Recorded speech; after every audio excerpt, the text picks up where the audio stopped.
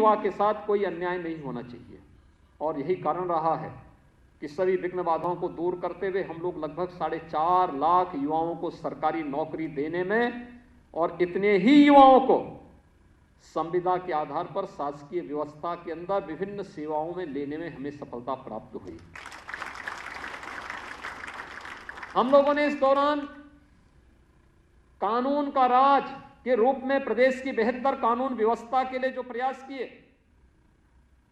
उसके कारण प्रदेश में निवेश आया। प्रदेश के अंदर इंफ्रास्ट्रक्चर डेवलपमेंट के जो कार्य हुए, इसके कारण भी प्रदेश में ढेर सारे अवसर प्राप्त हुए आगे बढ़ने के। 1,61,00,000 से अधिक युवाओं को हमें इस व्यवस्था के अंतर्गत नौकरी और रोजगार से जोड़ने में सफलता प्राप्त हुई। और भाइयों बहनों, यही नहीं, लगभग 60 लाख युवाओं को स्वतः रोजगार के साथ जोड़ने में भी हमें सफलता प्राप्त हुई। मुझे लगता है देश के अंदर किसी भी राज्य ने इतनी बड़ी सफलता नहीं प्राप्त की। और मैं तो इस बात को भी कहता हूं कि इससे पहले के 12-15 वर्षों के कार्यकाल को उठा करके देखिए। 2002 से लेकर के 2017 के बीच 15 वर्ष के कार्यकाल में जितनी भर्तियां नहीं हुई, इतनी भर्तियां हमारी सरकार ने कोविड महामारी के बावजूद 4-4.25 वर्ष के अंदर पूरा किया है, जिसमें आपकी भी 130 आबकारी निरीक्षकों की भर्ती शामिल है। आज ये प्रक्रिया हमारी संपन्न हो रही है। जब सरकार की इस पूरी प्रक्रिया में कहीं कोई खोट नहीं, कोई ईमानदारी में संदेह नहीं, किसी भी प्रकार से कोई व्यक्ति पूरी प्रक्रिया पर कोई संदेह नहीं कर सकता, कोई उंगली नहीं उठा सकता। जहां पर भी अगर किसी ने कोई दुस्साहस किया तो सरकार ने बहुत सख्ती के साथ ऐसे तत्वों के साथ कार्रवाई भी की। लेकिन जरूर जो पहले के कुछ ऐसे लोग थे जिन्होंने हर नियुक्ति निकलने पर उनकी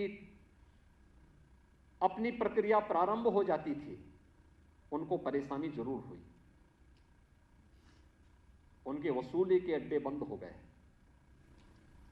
उनके अड्डे वसूली के बंद हो गए, ठेके बंद हो गए, उनकी अनैतिक कमाई के जरिए बंद हो गए।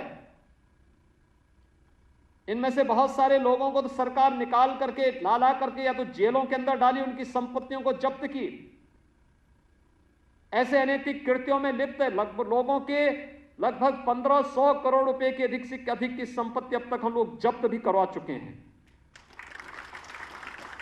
तो स्वाभाविक रूप से कहां चुप बैठने वाले हैं।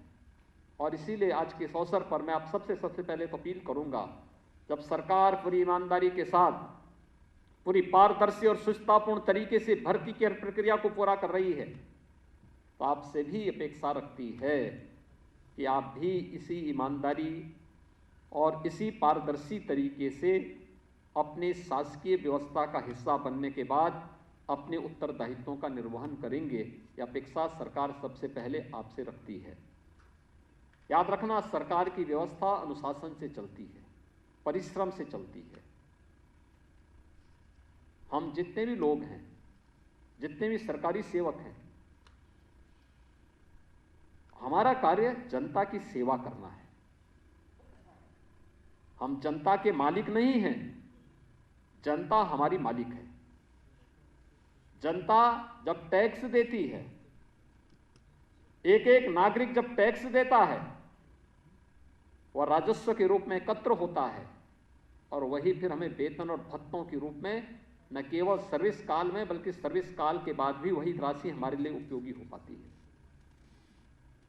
तो फिर हमारा दायित्व है कि अपने उन मालिकों के साथ हम लोग उसी प्रकार की ईमानदारी भी बरतें। उनके साथ कहीं अन्याय नहीं होना चाहिए, कोई दुर्व्यवहार नहीं होना चाहिए, कोई भी ऐसा कार्य नहीं होना चाहिए जो हम लोगों की आत्मा को कचोटे। कोई भी इस प्रकार का कार्य न हो। आम जनमानस के साथ कोई भी दुर्व्यवहार का कार्य नहीं हो, उत्पीड़न का कार्य न हो, उनके साथ कोई भी इस प्रकार का कार्य न हो जिससे एक निर्दोष व्यक्ति अनावश्यक रूप से किसी शासकीय प्रताड़ना का शिकार बनकर के फिर व्यवस्था को कोसे। क्योंकि वह व्यक्ति तो आपको जब शासन को टैक्स देता है उससे आपका और पूरी व्यवस्था का संचालन होता है, तो उसके प्रति हमारी जवाबदेही होनी चाहिए। और ये तभी हो सकता है जब समयबद्धता, जीवन में अनुशासन का पूरा पालन करते हुए पूरी ईमानदारी और पूरी शुचितापूर्ण तरीके से हम शासकीय व्यवस्था का हिस्सा बनकर के अपनी